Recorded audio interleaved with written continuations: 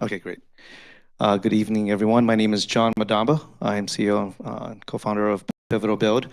We are a prop tech company focused on optimizing workflows within the construction management field. Good evening, everyone. Thank you for being here. My name is Rodrigo Carriedo. I am the CEO and co-founder at Propio.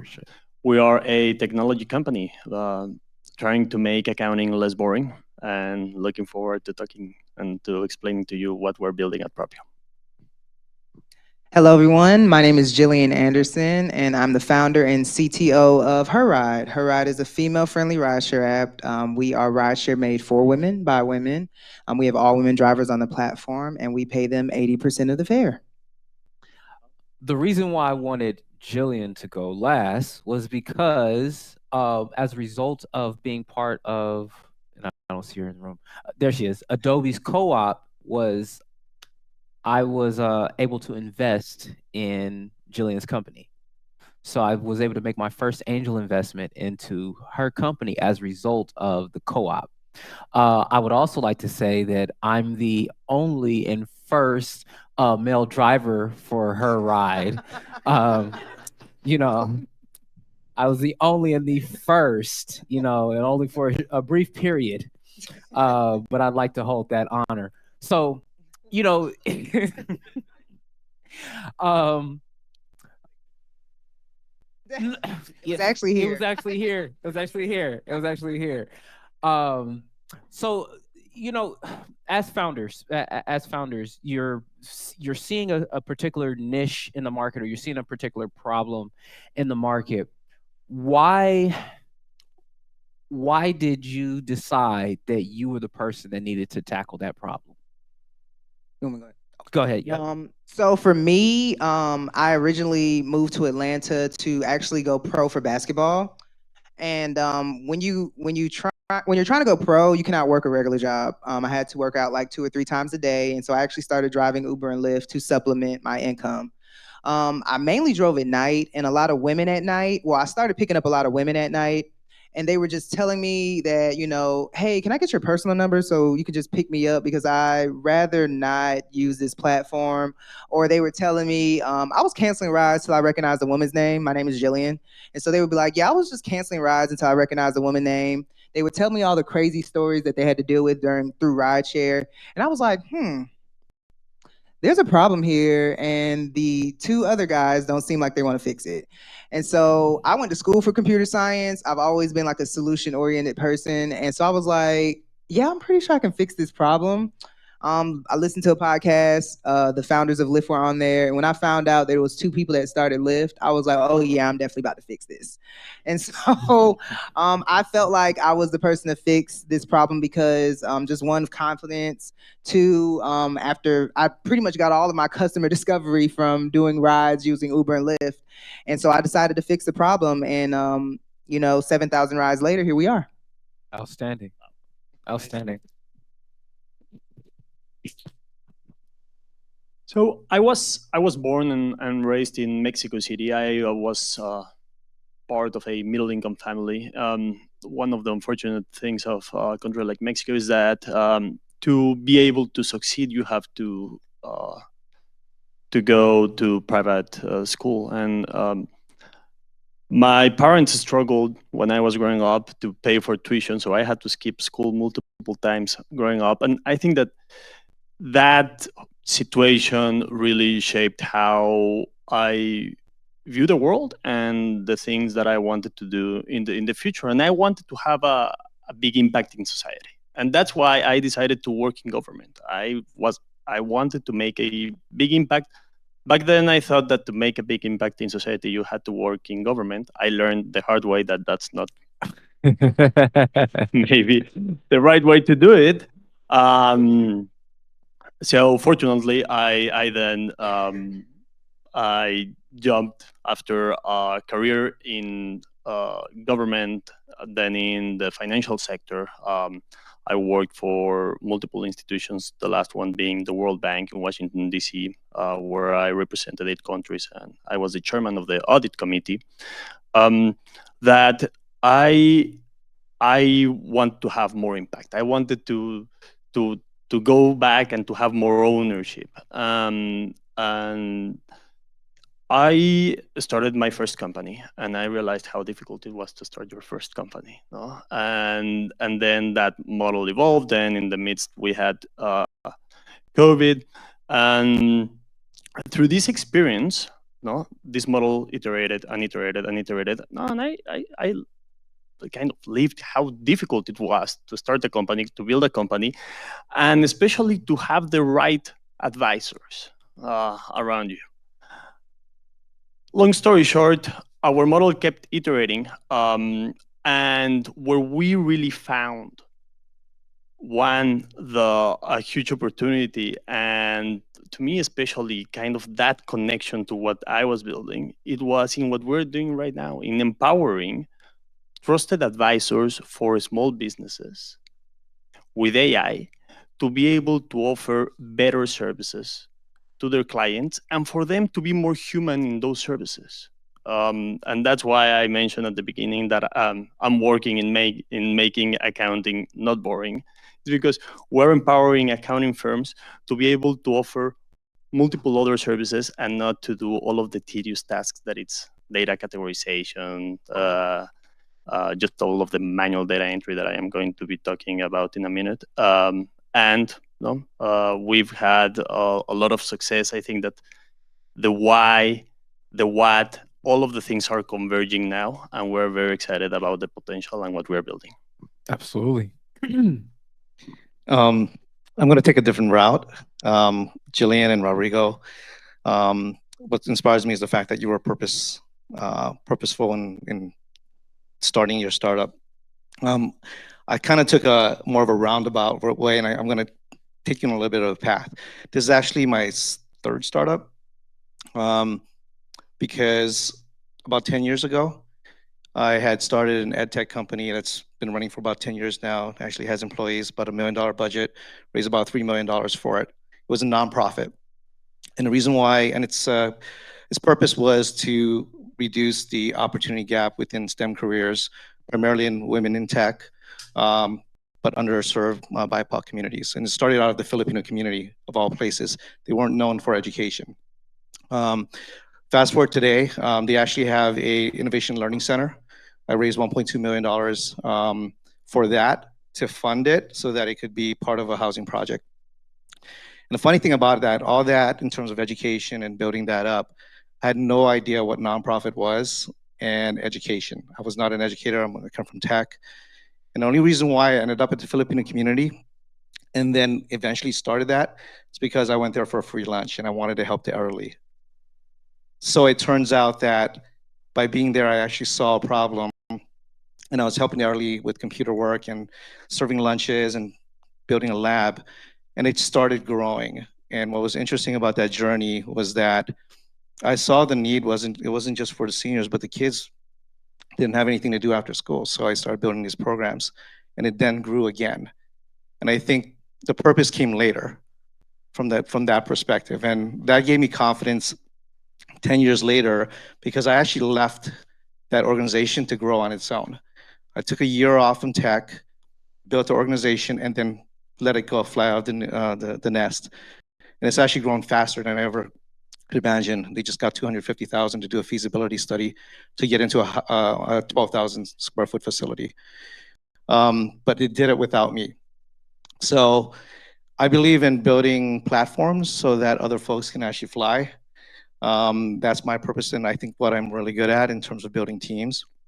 So fast forward to now, I actually went back to tech, did a bunch of consulting work for some startups, really built my career up again. And I stumbled into real estate.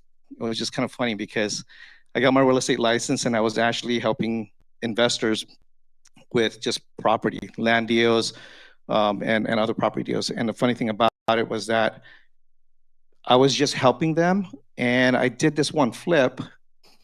And after I did this flip, which turned out really well for investors, 2 months later, this is back in 2022, 2 months later, around August of 2022, when the market was tanking, I get this call saying, hey, listen, we saw some of your work. Can you just do the bathroom? Because we did a whole house remodel.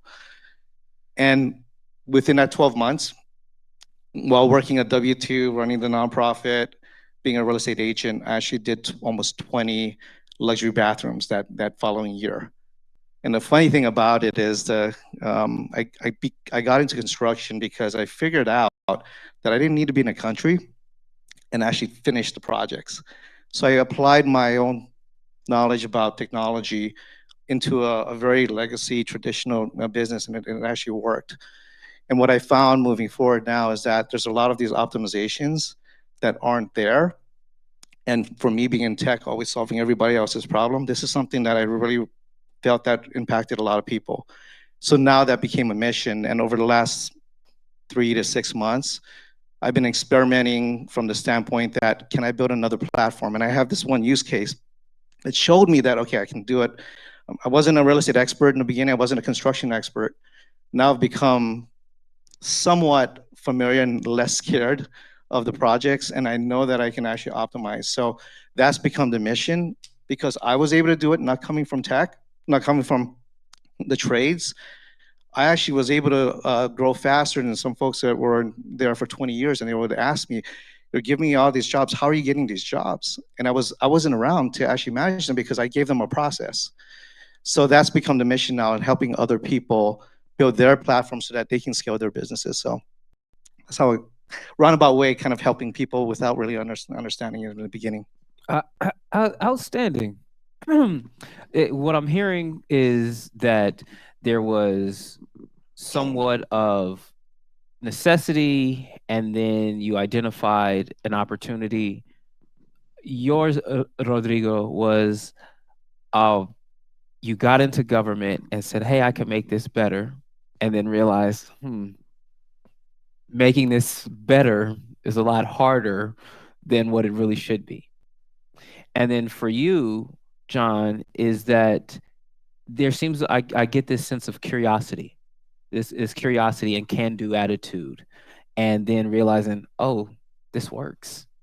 I can actually do this, and I can scale this.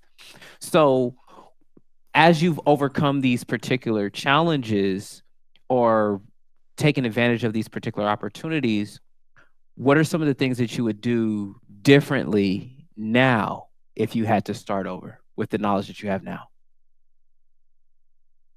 Anybody can start off with it.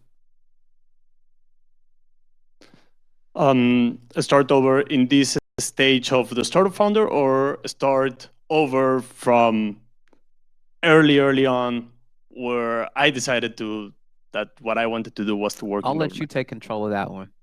I think you'll have the more interesting story. Yeah. So I mean, I think that the way I see life is, there are you can only do as much as the available information that it's around you, and what you can do with it. So looking back, I think that with the available information that I had and with the experiences that I had at the time, I did the best, or I tried to do the best out of them. For sure, like looking back, I think that the idea of having a great impact in society, it doesn't only come from the government, of course. No, my problem with the government is that, in government and the financial institutions that I worked for, in a way, they are huge bureaucracies, so they're also like quasi government. But you are in, let's say, an oil tanker, where your input, your decision can move the oil tanker 0.0001 degrees in direction, right? Whereas in the startup world, you're in a small kayak, in the middle of the ocean, but then you own absolutely every direction of that kayak, and you can go 360 degrees one side to the other side, but you own it. So the way you impact people, even if it's at a smaller scale, to me has been way more impactful because I own that part. No, so it's I would say maybe I would be I would assess my options better on how to have this big impact in society.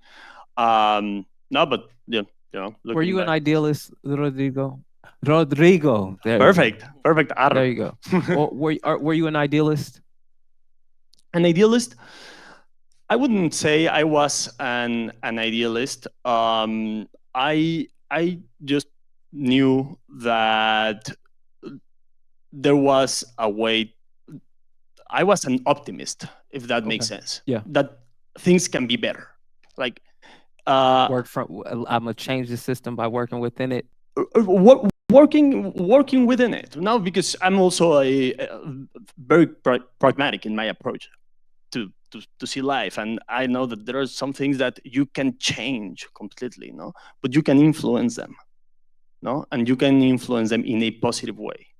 I understand your sentiment. I felt the same way when I first entered in politics, and then I realized how dirty politics was, and I went from being an optimist and an idealist to a very pragmatic realist, I would say. And so that part about that you're saying that you being part of that bureaucracy, you're something that can have major impact, but being able to steer it in that direction to have that impact is very difficult versus having starting off with a small impact, but being able to have full control, a greater level of control and influence on where and when and being strategic about making that impact. Absolutely. For me, I believe that if I wouldn't have let imposter syndrome keep me from raising money sooner, right? I started my business in 2019, but I didn't really start raising money until 2022. And that was mainly because I was, I had imposter syndrome. I kind of felt like the business needed to be more validated, and especially where I'm at. I'm in Atlanta, and Atlanta is a big social culture. It's like if the people aren't feeling it, then it's not going to be popular. It's kind of like a big popularity contest in Atlanta, and so I kind of was sitting back, kind of like twiddling my thumbs and stuff like that, and really wanted to see if the city and the culture would embrace me before I actually reached out and started raising funds. So if I could do anything different, it would have been attacking fundraising as soon as I started my business. Specifically pitching. I didn't start pitching until like 2023, and I'm actually really good at speaking, public speaking, all that good stuff. And so I really let a lot of that, like I said, imposter syndrome hold me back from getting out there, just trying different things. So I could have raised a lot more money a lot earlier if I wouldn't have let that hold me back. Was this was when did you get HERide as one of only 3 service providers for the Atlanta airport? September 2023. Yeah. Well, July 2023, really, if we're going to be. I just want everybody to hear what I just said, that there's only 3 companies that are allowed to provide ride-sharing services at the Atlanta Hartsfield-Jackson Airport, which is the busiest airport in the United States. It's Uber, Lyft, and HERide. Yes, indeed. I'm still very early in the Pivotal Build journey. We just joined the Catapult program. So I think the thing that I go back to is, in order for me to be, I guess, someone that can lead, I need to be able to follow.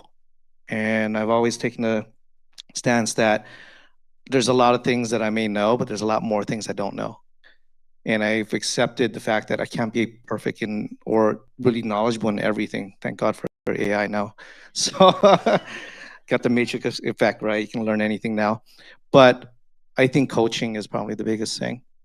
I spent a lot of cycles building that STEM program for about 2 years, just really trying different things. And frankly, it was a little bit of crash and burn in the beginning, but I figured it out.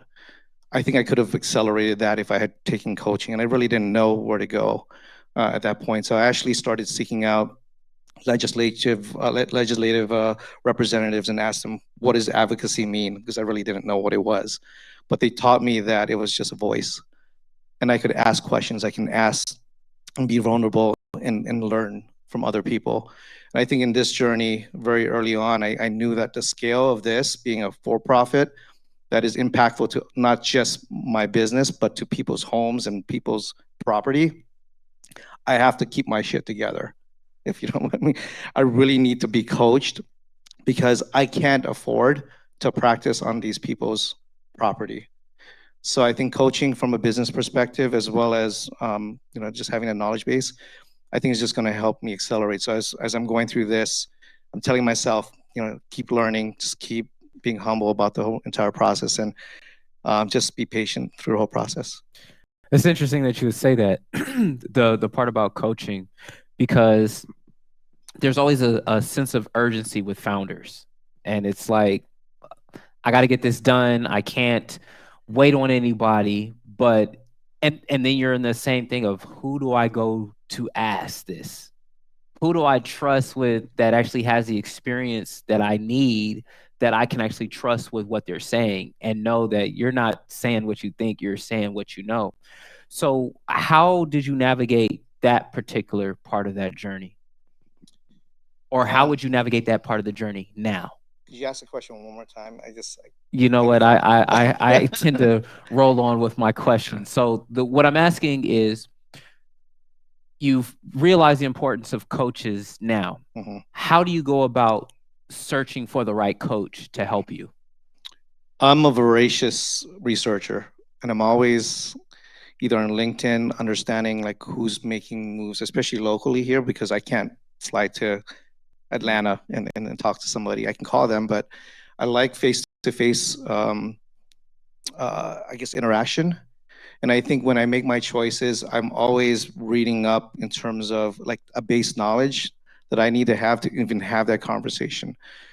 So, for example, I went to one of it was a founders roundtable, and it was interesting because I was grappling on this business of B2B to C, and I was like, okay, yeah, let's be Uber, right? Everybody wants to build an Uber, and I realized that after going through that and just researching, and then going to a coach like Ron and other folks and just asking the question, what pathways are really available to me. I think listening is the second part. So researching, finding local people that you can trust that actually have a track record, and then asking the right question, but I actually have to bring some value to that conversation. So I'll read up or do whatever I need to do. And then as I am asking a question, I'm just be quiet and just really listen. And I think that has served me well. Sometimes I get burned because I'm a very trusting person. But I think the biggest thing for me is really, if somebody's going to give me any type of advice and the coaching is going to matter, I should probably take the time to at least respect the fact that they're taking the time to give me that. Absolutely. Absolutely. I think that you hit it on the head with, one, find the right coaches, mentors, and then community, right? We talked about those kind of things. That's been a central theme. And one of the reasons why a place like Venture Mechanics is so great, because you can get all three of those, right? You get the community, you get the coaches, you get the mentors, you get the workshops where you actually get, hey, I'm having this problem as a founder. And you realize, oh, well, I got the answer over here. Okay, cool. Right. And like you said about being able to provide that other set of value of, well, hey, I also have connections in this particular area. Where, how much time do we have, Ron?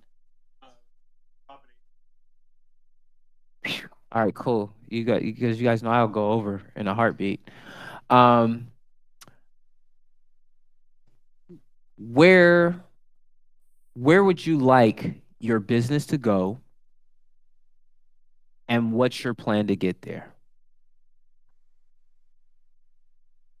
So before I tackle that question, I want to add something to the previous question about what I would do differently. And I think that you mentioned something at the end, that it's that part of community, that when I left the World Bank in Washington, D.C., I was Um, I thought that my network, my community at that point was gonna be what I needed to be successful as a new entrepreneur or business owner. And the reality is that that wasn't the case. No, it was a very different community that I needed to build from scratch. And just realizing that part took me some time. No, and it wasn't until after I moved to Seattle that all of those things started coming together. And I was like, yeah, no, it is that community what can make the difference in my business. It is that community. And it's not only taking from the community, it's giving back to that community. No? And that changed everything for our company. No? In terms of team, no, so that's how I found my first employees, and then I found my co-founder. How we were accepted into Techstars Seattle. How all of the things happened because I became more open to build that community, to offer something to that community, and the community in a very organic way gave me back. Sounds like that process was a little challenging. Of you're around people who are already successful, right, in one sense, but don't have what you need in order for you to go to this other realm of success. They had absolutely no experience in this new realm that you're entering to. I can totally relate to that. Yeah. And going to answer your other question, so we have a big vision that you're gonna see in a little bit, and I think that one of the things that has been very important also in terms of learning is how to adapt quickly and how to be humble to know that you might not always be right. No, and it's a difficult balance and trade-off in the startup world, because on the one hand you have to be determined, but you can't be stubborn, right? Delusionally self-confident. No, so it's a very tricky balance, and I think that to me one of the things that I like to do is to do every couple of months kind of an exercise to look back at what I was doing differently in 2 months ago, and to see all of the stupid things that I was doing back then, and so that I didn't repeat, so that I don't repeat them moving forward. No, so it's this constant exercise from learning from what you did not several years ago, but immediately before, and then iterating quickly to move towards that greater vision that I'm sure that one of the reasons of why we're sitting here is because of that vision. So. Absolutely. For me, it's funny you said delusionally. What did you say? Delusionally self-confident. I consider myself to be delusionally ambitious. My co-founder, she's the realist, and I'm the one that brings all of the crazy, outlandish ideas to her. And she's like, "All right, Jill, so let's scale this back and see how we can actually make this a reality."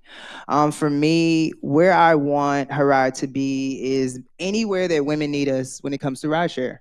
So that's everywhere, right? There are women everywhere. How are we going to do that? I believe that we'll be able to do that through community, through fundraising, through the community. So I've been introduced to crowdfunding, and I've been watching and paying attention to other tech companies that have successfully crowdfunded. And I think that we will be able to accomplish our task by crowdfunding. When women want something, they want it, right? They really want it. They're usually the heads of households when it comes to major purchases, finances. Unbeknownst to most people, unless you're married, you know that the husband usually asks their wives. They're usually asking their wives when it comes to major things. And so if a woman wants something, she's going to get it. And so if we provide a service that women really, really want, I believe that those women are going to buy in, and they're going to invest in it, and they're going to support it. And so I think that is how we're going to get there. And that is kind of my current focus right now. Absolutely. Oh man, it's hard to follow. Um, can I take a different track on that? Everybody I want to think, change up my questions and everything. I yeah, curate I these think for questions. Go me, ahead, please. delusionally resilient, because I know I will fail. Like, I absolutely, my wife tells me every single day, like, you didn't meet my expectations, right? Yeah, no matter what I do, right? But the thing about it is, if I already know I'm gonna fail, I need to prepare myself. Just kind of be battle tested, and I think that's the biggest thing that I've learned.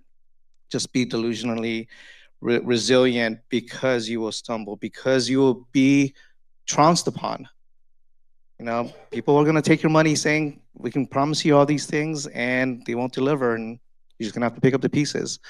And there's going to be times when I think your faith is going to be tested, because just things come out of the blue. Like, you can't plan those things. And for me, because of the resiliency factor, I think that has always been, I think, I think the badge that has attracted other people, because they know I'm not going to quit.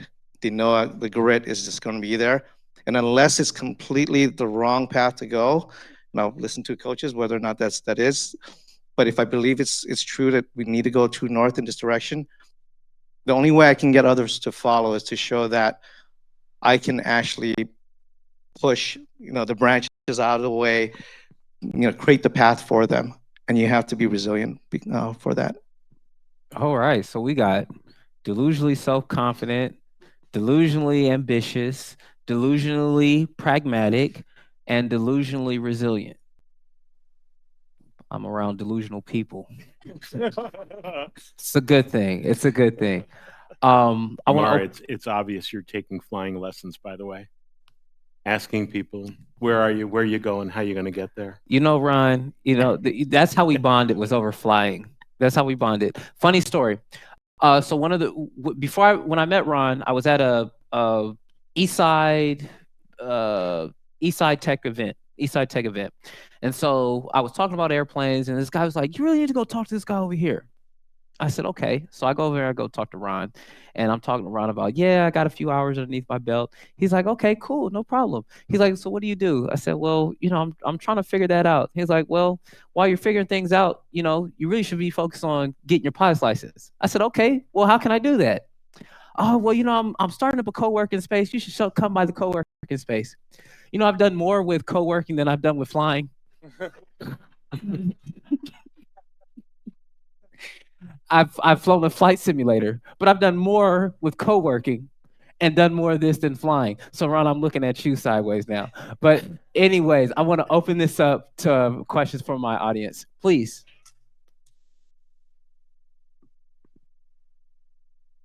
The lovely lady has beat you to the mic. Hi there. My name's Itana Murphy, and I'm a co-founder of Sheba. We have a 150-acre farm in Oregon. We've worked with the National Renewable Energy Lab. We have strategic partners with the Oregon State University and the Filipino Chamber of Commerce. Now people are coming around us, kind of milling around us, throwing ideas about money and things like that. How do you, since we're in the race and ethnicity panel, how do you balance that with not being tokenized in these situations? Because I want to be the largest agrivoltaic farm in the nation, not, that farm that happens to be owned by a minority, an immigrant, a woman, a Black man. How do you not be tokenized in these situations? Oh, the revolution will be tokenized. Blockchain. Revolution will be tokenized. I'm going to answer that. I'm going to say that we shouldn't stray away from the things that give us advantages. And it's keeping a focus on why we're doing what we're doing. Mm-hmm. Because, which one would you rather have? A token who doesn't have the same vision, doesn't have the same purpose as you getting the funding, or you? And they're looking at you as a token, but you already know where your focus and where your vision is at. That's my thoughts on it. And that's coming from somebody that kind of went through that same kind of struggle, and I had to recognize that I was different because I was not the token. What it was is you were giving me tokens so that I can go ahead and go implement my vision. But I'd love to hear from my panelists. Same here. I kind of feel the same way. I embrace it. I don't look at it as being tokenized. I kind of embrace it. I'm also in Atlanta, and so there's a lot of Black-owned businesses in Atlanta, and so it's not really a taboo thing to have a business. What's more taboo for me is the industry that I'm in, right? I'm in the rideshare industry, and when people think about rideshare, they only think about two companies. And so when they hear of my company, it's not really that it's Black owned first. It's like, wait a minute, you're catering just to women? How? Well, first of all, a lot of people ask, is that even legal, right? And I'm like, yes, it's legal. Like, why would I start a business? It's not legal. But that's really a question that I get. And so after that, then they, start. It's really after that icebreaker, then we can get into the meat and potatoes of, okay, well, who's on your team and what made you, what led you to building this type of team? And they kind of forget that we're Black owned at that point. It's almost just they focus on like the product that or the service that I'm building, the service that I provide, and then just how niche it is, because they're like, wow, that was a really good idea. Like, I really should have thought of that. And it's like, yeah, you should have, because it's something that's needed. And so I embrace it. It helps us with press.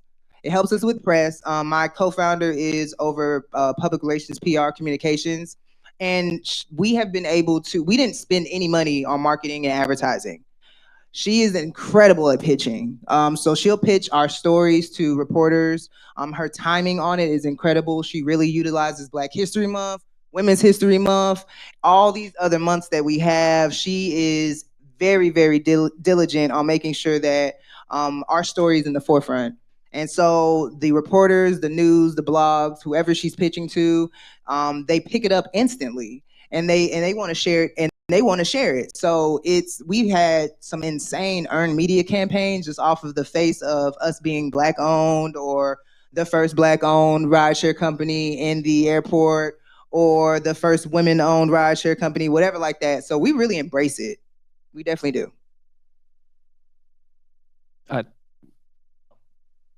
All right, I have a question for Jillian. Being the rideshare business, it's a traditional, marketplace platform where you have this big dilemma. Where do you build first, right? The drivers or the passengers, and how do you, balance it out so that you don't overspend in one side and you still don't have the demand on the other side. So. Yeah, I had to figure that problem out for like almost 3 years, and the answer was the airport. I figured it out by focusing on the airport. So I was like, okay, I don't have enough drivers, Jesus, but Atlanta is so big and our traffic is terrible, right? So I had a lot of drivers that were signing up because we was on the news and stuff like that, but I wasn't getting them to be active on the platform. And so I was like, I need to figure out a central place, a central location where I can get my drivers to really commit to picking up rides at. That was the Atlanta airport. I was like, oh, the airport is where they got 2.5 million rides. They had 2.5 million rideshare rides one year, and only two companies completed. And I was like, we can definitely take over a percentage of that. And so when we got into the airport, that's when we really started to gain momentum, gain revenue. I would say probably like 90% of our rides are either to or from the airport right now. But that is really helping us stay consistent in terms of traction, in terms of just revenue, in terms of getting rides completed, because drivers are more comfortable going to and from the airport. They're familiar with it. They know where it's at. And also, it almost pays the most. If anybody's leaving from the airport or going to the airport, they're spending money, point blank period. They're spending money. Atlanta is a very broad, big place. So you can go from the airport to Douglasville. That's a $30, $40 ride. If you're going from the airport to Marietta, that's another $30 to $40 ride. Don't let you go to Johns Creek. That might be $50. So the drivers are really attracted to the airport rides because there's money there. And then the customers also, they're nonstop. They're always flowing. So when I focused on the airport, that's when I really got to lay back on like, okay, I don't have to worry about getting customers because we're in the airport. We're always gonna have customers. The biggest thing that I had to worry about for the airport was getting our signage up. Yeah. That was crazy. That was insane. The airport really tried to play with me about putting our signage up. But thanks to the power of social media, we were able to get it done. Absolutely.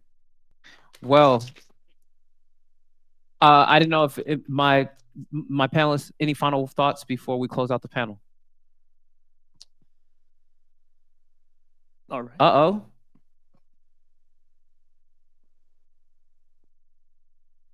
Now, my family's from the South. I'm from the South, Texas. As a Black business owner yourself, what advice do you have for us entering from being the 15 in the room to handle the other 85 in the room? Who's the other 85? I'm Everybody else who is not us in the U.S. community. So you're going to have a community where, on average, we're 15 out of every 100 people in the United States. What's the best way to enter the room for the other 85 in the room?